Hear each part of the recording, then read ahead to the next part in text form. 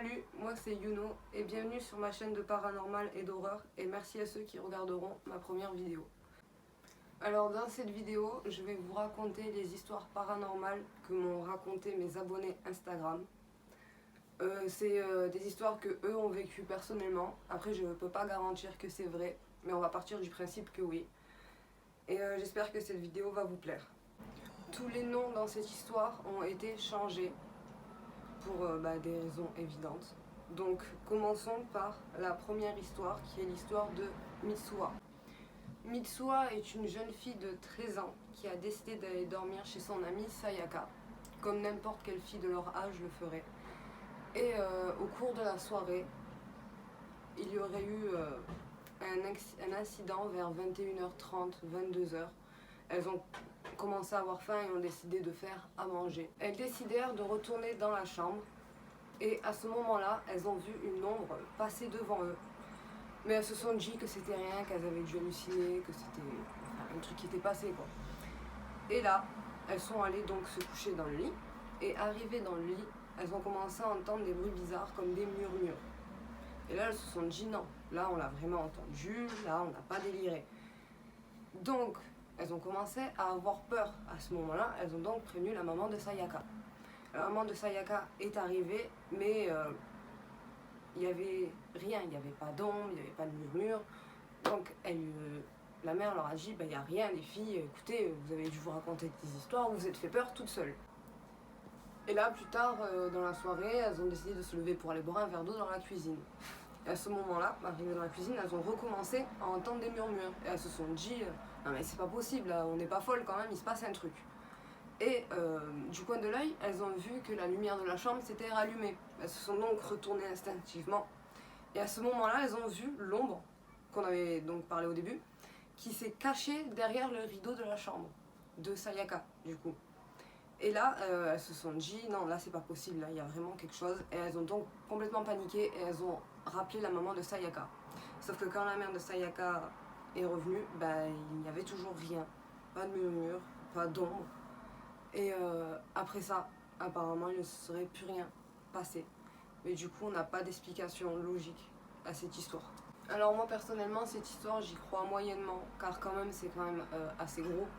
Mais après, c'est quand même possible que ce soit vrai, mais le problème, c'est que la mère n'a rien vu, et si ce serait passé quelque chose, je pense que la mère, elle aurait vu.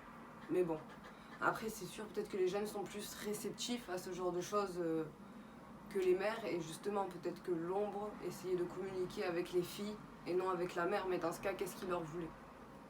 La deuxième histoire est celle de Makoto, et je pense que beaucoup ont vécu déjà ce que Makoto a vécu parce que c'est quand même répandu. Alors, pour commencer, Makoto s'apprêta à s'endormir quand tout à coup il fit ce qu'il interpréta par une terreur nocturne. Makoto s'apprêta à s'endormir et là il vit au bout du lit un petit être noir. Alors ça serait un petit être humanoïde de la taille d'un enfant qui serait complètement noir de la tête aux pieds et à qui on n'apercevrait même pas ni les yeux ni le nez, enfin pas les traits du visage. Donc le petit être noir s'est approché de Makoto et a commencé à lui attraper le poignet de manière assez forte, donc à lui serrer le poignet. Et là, Makoto se serait réveillée à ce moment-là, complètement apeurée, et il dorma du coup pas du tout de la nuit, ce que tout le monde aurait réagi pareil, je pense. Vous pouvez pas dormir après avoir vu quelque chose d'aussi horrible. Le lendemain matin, Makoto décida d'aller prendre une douche. Et il découvrit, à l'endroit où cette chose l'avait attrapé, un bleu qu'il ne possédait pas la veille. Alors, je ne doute pas de la véracité de cette histoire car j'ai moi-même vécu quelque chose de similaire, sauf pour la blessure qui était là le lendemain. Moi, je n'avais rien, donc je n'explique pas ce qui s'est passé. Mais dans ce cas, est-ce que c'était vraiment une terreur nocturne ou est-ce qu'il s'est fait attaquer ce soir-là par quelque chose qui n'était juste pas humain et qui était vraiment paranormal? La prochaine histoire est celle de Eito et vous allez voir que cette histoire est assez troublante. Eito a vécu un événement assez marquant. Il a fait une dépression de 8 mois et pendant cette dépression, il entendait des voix qui l'appelaient et qui l'empêchaient de dormir le soir. Eito a ensuite commencé à rentrer en transe, ce qui pouvait lui faire ressentir tout ce qui se passait dans un rayon de 1 km autour de chez lui. Et il avait aussi également des visions et des pressentiments qui ne présageaient jamais rien de bon dans sa vie.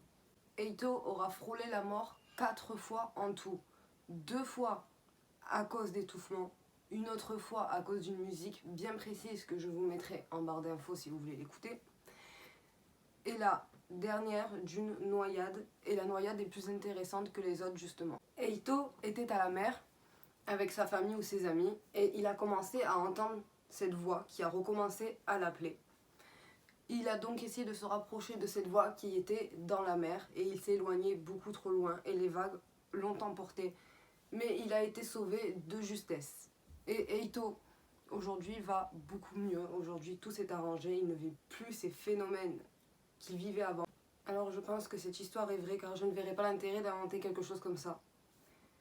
Et je sais pas trop quoi en penser, cette histoire est assez troublante.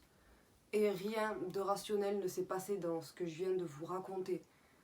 Donc dites-moi ce que vous en pensez parce que moi là, je sais pas. Surtout qu'aujourd'hui ça s'est arrêté. Alors quelle était cette voix et qu'est-ce qu'elle lui voulait et pourquoi est-ce que ça a essayé de le tuer apparemment 4 fois quand même. Alors la 4e et dernière histoire est celle de Daisuke et elle se passe encore la nuit au moment où on va s'endormir. Alors, Daisuke était en train de s'endormir une nuit d'été quand il a entendu la porte de sa chambre s'ouvrir. Il a donc pensé que c'était sa mère et n'a donc pas réagi sur le moment. Daisuke s'est ensuite retourné pour vérifier que la porte de sa chambre était bien fermée et a été effectivement bien fermée. Daisuke a donc reposé sa tête sur l'oreiller pour tenter de s'endormir. Sauf qu'à ce moment-là, il a entendu une voix d'enfant lui crier dans les oreilles. Daisuke ne pouvait plus bouger et était terrorisé par ce qui venait de se passer. Il a ensuite eu un acouphène pendant plusieurs heures après l'événement. Pour ceux qui ne savent pas, un acouphène c'est un bip qu'on va entendre dans l'oreille quand on se prend un coup ou quelque chose comme ça. Daisuke m'a quand même précisé ensuite que cela ne s'est jamais reproduit et que le soir où c'est arrivé, il passait une mauvaise passe et qu'il ne sait pas si c'est lié à ça ou pas. Moi j'aurais pu dire que c'était comme une terreur nocturne, sauf qu'il n'a pas vu la personne, que là il a entendu quelque chose et qu'il a eu un acouphène, donc ce n'est pas une terreur nocturne, donc je ne comprends pas qui était cet enfant qui apparemment voulait lui dire quelque chose et qui est rentré dans sa chambre juste avant et qui a crié pour se faire remarquer. Et je ne sais pas si c'était quelqu'un de sa famille ou quelqu'un qui était mort là avant, mais apparemment cet enfant avait, je pense, besoin d'aide. Alors merci d'avoir regardé ma vidéo jusqu'au bout. Et pour ceux qui ont aimé, n'hésitez pas à vous abonner car je vais faire d'autres vidéos de ce style, mais pas que des vidéos comme ça. Et n'hésitez pas à laisser un pouce bleu si cette vidéo vous a plu pour me remercier. Et un petit commentaire, ça serait gentil aussi. Merci et à plus!